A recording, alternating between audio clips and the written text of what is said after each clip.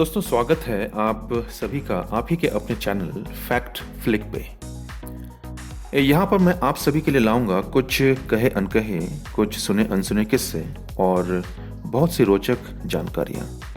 आशा करता हूँ ये सभी किस्से आपको पसंद आएंगे और आप निराश नहीं होंगे।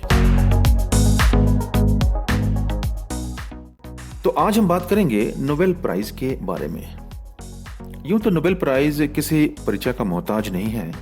विभिन्न क्षेत्रों में उत्कृष्ट कार्यों के लिए दिया जाने वाला यह दुनिया का सर्वश्रेष्ठ एवं सर्वोच्च पुरस्कार है। इसी पुरस्कार से जुड़ी कुछ रोचक बातें मैं आपको इस वीडियो में बताऊंगा।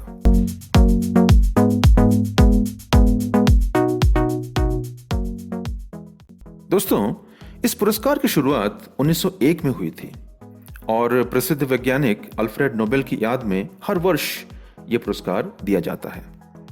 अल्फ्रेड नोबेल ने डायनामाइट की खोज की थी और उनके नाम तकरीबन 355 अलग अलग पेटेंट्स हैं। आपको जानकर आश्चर्य होगा कि बोफोर्स, जो कि दुनिया भर में युद्ध में इस्तेमाल होने वाले उपकरणों के लिए प्रसिद्ध है, इन्हीं की कंपनी है, या यूं कहें इन्हीं की कंपनी थी।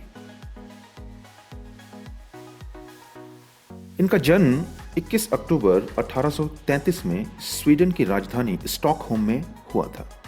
बचपन से बड़े होनहार थे और साइंस पढ़ने के खासे शौकीन भी। खासकर केमिस्ट्री में इनकी दिलचस्पी काफ़ी थी। शुरुआती दौर में ये पेरिस में ही रहे, लेकिन फिर कुछ समय के लिए अमेरिका भी चले गए। खैर, सवाल ये है कि नोबेल प्राइज शुरू क्यों हुआ, या यूं कहें कि ये क्यों दिया जाता है। तो इसके पीछे भी एक बड़ी ही रोचक कहानी है। हुआ यूं कि 1888 में फ्रांस के एक प्रतिष्ठित अखबार ने यह खबर छाप दी कि अल्फ्रेड नोबेल की मौत हो चुकी है, जबकि असल में मौत उनके भाई की हुई थी। अपनी डायनामाइट के आविष्कार के कारण वो वैसे भी आसानी से लोगों का टारगेट बन रहे थे।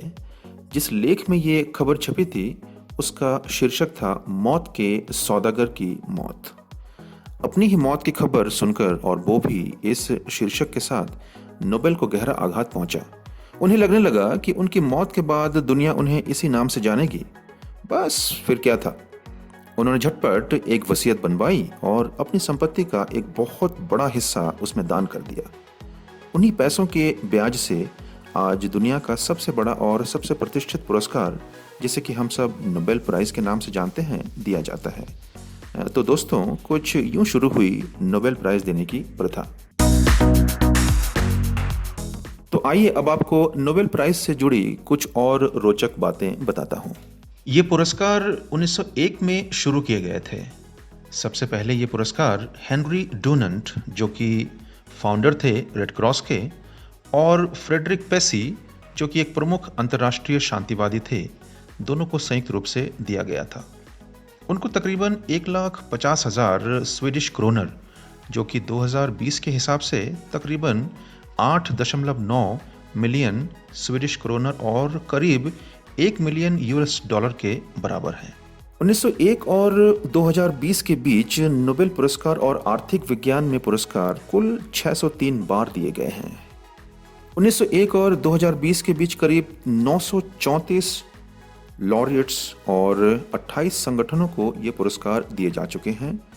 उनमें से 86 बार आर्थिक विज्ञान में ये पुरस्कार दिया गया है। नोबेल प्राइज पाने वाले महानुभावों को नोबेल लॉरिएट्स के नाम से जाना जाता है। 1901 में शुरू होने के बाद से कई मौकों पर नोबेल पुरस्कार किसी को भी नहीं दिए गए। यह अधिकतर प्रथम और द्वितीय विश्व युद्ध के दौरान हुआ था। ऐसा लगभग 49 बार हुआ, जिसमें से 19 बार नोबेल पीस प्राइज यानी कि शांति का नोबेल पुरस्कार किसी को भी नहीं दिया गया, जो कि नोबेल की हिस्ट्री में सबसे अधिकतम है, जबकि आर्थिक विज्ञान में ऐसा एक बार भी नहीं हुआ। हमारे पड़ोसी मुल्क पाकिस्तान की मलाला यूसुफजई इस प्रतिष्ठित पुरस्कार को प्राप्त करने वाली सबसे कम उम्र की महिला हैं। वो मात्र 17 वर्ष की थीं जब उन्हें यह पुरस्कार मिला। उन्होंने विलियम लॉरेंस ब्रैग का रिकॉर्ड तोड़ा था, जिनको 25 वर्ष की उम्र में 1915 में फिजिक्स का नोबेल पुरस्कार मिला था।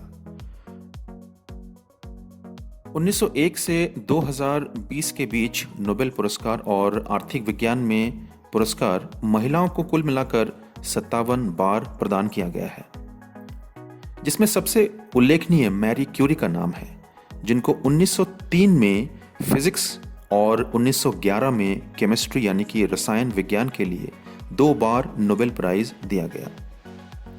फिजिक्स में उन्हें नोबेल प्राइज उनके स्पॉन्टेनियस रेडिएशन पर अध्ययन के लिए तथा केमिस्ट्री में उनके उत्कृष्ट कार्य जिनमें कि रेडियो एक्टिविटी शामिल है के लिए दिया गया। दोस्तों, क्या आप जानते हैं कि नोबेल पदक यानी कि जो नोबेल मेडल्स होते हैं उनको बड़ी ही सावधानी पूर्वक 18 कैरेट के रिसाइकिल्ड गोल्ड से तैयार किए जाते हैं। आपको जानकर और भी हैरानी होगी कि वर्ष 2020 में तकरीबन 10 मिलियन स्वीडिश क्रोनर प्रति नोबेल पुरस्कार निर्धारित किए गए हैं। 1974 में यह निर्णय लिया गया था कि मरने के बाद नोबेल पुरस्कार किसी को नहीं दिया जाएगा, लेकिन हाँ, यदि किसी की मौत नाम की घोषणा होने के बाद हो जाती है तो इस सूरत हाल में उसे नोबेल पुरस्कार से जरूर नवाजा जाएगा। अल्फ्रेड नोबेल के जिस वसीयत के तहत 1901 से नोबेल पुरस्कारों की शुरुआत हुई थी उसमें अर्थशास्त्र का कोई जिक्र नहीं था, लेकिन 1968 में स्वीडन के नेशनल बैंक यानी कि स्वेरिगेस रिक्सबैंक ने नोबेल की याद में Sveriges Riksbank prize in economic sciences को शुरू किया, जिसका वितरण नोबेल के मापदंडों पर खरा उतरने पर ही किया जाता है। अब तक 10 भारतीयों ने नोबेल पुरस्कार जीता है। हाल ही में भारतीय मूल के अभिजीत बैनर्जी को इकोनॉमिक साइंसेस में दी स्वेरिगेस रिक्सबैंक प्राइज प्रदान किया गया है। आश्चर्य की बात है कि अहिंसा के बदौलत भारत को आज़ादी के मकाम तक पहुंचाने वाले महात्मा गांधी को कभी भी शांति का नोबेल पुरस्कार नहीं मिला। अलबत्ता उनको 5 बार नामांकन जरूर मिला है। आइए अब जानते हैं कि वो कौन कौन से विभिन्न क्षेत्र हैं जिनमें नोबेल पुरस्कार दिए जाते हैं।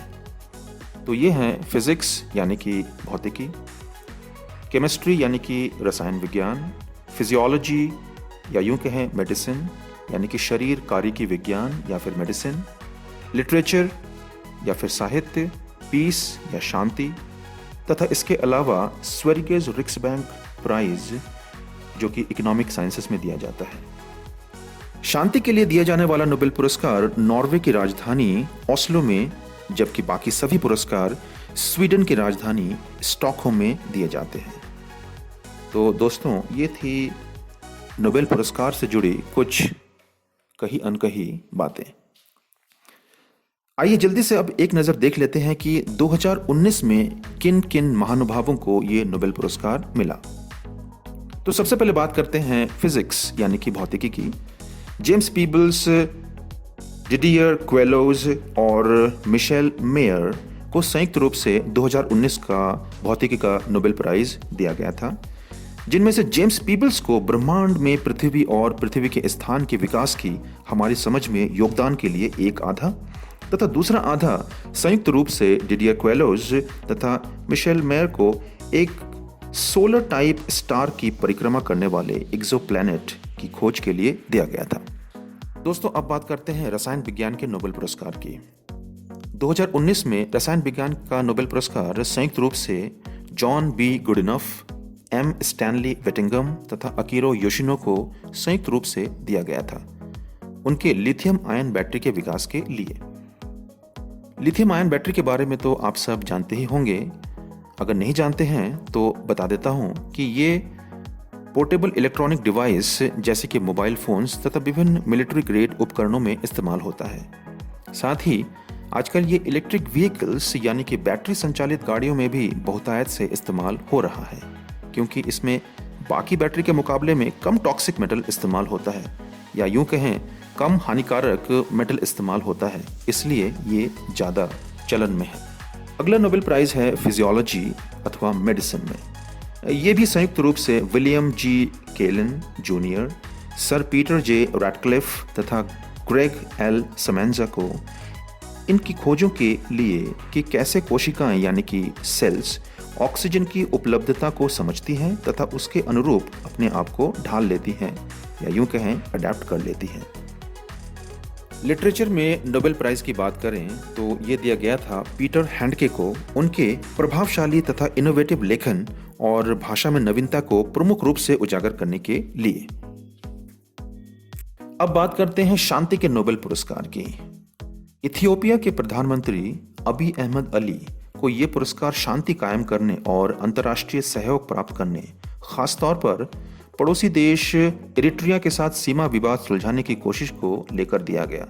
उन्होंने 20 साल पुराने संघर्ष को समाप्त कर एक तरीके से इतिहास रच दिया था। और अब अंत में the prize in economic sciences भारतीयों के लिए बड़े गर्व का विषय है, क्योंकि अभिजीत बैनर्जी जो कि एक भारतीय हैं, उन्हें उनकी पत्नी एस्थर डुफ्लो के साथ तथा माइकल क्रेमर जो कि एक अन्य वैज्ञानिक हैं के साथ वैश्विक गरीबी यानी कि ग्लोबल पॉवर्टी को कम करने के उनके प्रयोगात्मक दृष्टिकोणों के मद्देनजर ये प्रतिष्ठित पुरस्कार दिया गया था। वैसे अभिजीत बैनर्जी इकलौते भारतीय नहीं हैं जिन्हें ये मुकाम हासिल हुआ है। उनसे पहले भी 9 भारतीयों को ये गौरव प्राप्त हुआ था। आइए चलते चलते एक नज़र उस पर भी डाल लेते हैं, क्योंकि जब भी कोई भारतीय राष्ट्रीय और अंतर्राष्ट्रीय मंच पर अपना परचम लहराता है तो एक भारतीय होने के नाते हम सभी गौरवान्वित महसूस करते हैं। तो बात करते हैं उन भारतीयों की जिनको नोबेल पुरस्कार मिल चुका है। इसमें प्रमुख हैं Rabindranath Tagore, Hargobind Khorana, CV Raman, VS Naipaul, Venkat Ramakrishnan, Mother Teresa, Subrahmanyan Chandrasekhar, IPCC की ओर से आर.के. पचौरी को, अमर्त्य सेन को तथा 2019 में अभिजीत बैनर्जी को। तो बहरहाल ये थे कुछ कही अनकही बातें नोबेल प्राइज के बारे में। यूँ तो समय के अभाव के कारण सभी फैक्ट्स को इस वीडियो में इंक्लूड करना संभव नहीं था, फिर भी कभी विस्तार से उस पर चर्चा करेंगे। 2020 के नोबेल प्राइज अनाउंस हो चुके हैं। आधिकारिक तौर पर उन सभी को पदक, प्रशस्ति पत्र और पुरस्कार की धनराशि 10 दिसंबर को प्रदान की जाएगी, क्योंकि 10 दिसंबर अल्फ्रेड नोबेल की पुण्यतिथि है। इस वीडियो में बस इतना ही। फिर हाजिर होऊंगा आपके समक्ष एक नई वीडियो, एक नई प्रस्तुति के साथ। अब चलता हूँ। अगर ये वीडियो आपको अच्छी लगी हो तो देर किस बात की, जल्दी से इस चैनल को सब्सक्राइब कर बेल आइकॉन को प्रेस कर दीजिए ताकि मेरी सभी वीडियो की नोटिफिकेशन आपको मिलती रहे। धन्यवाद। आपका दिन शुभ हो।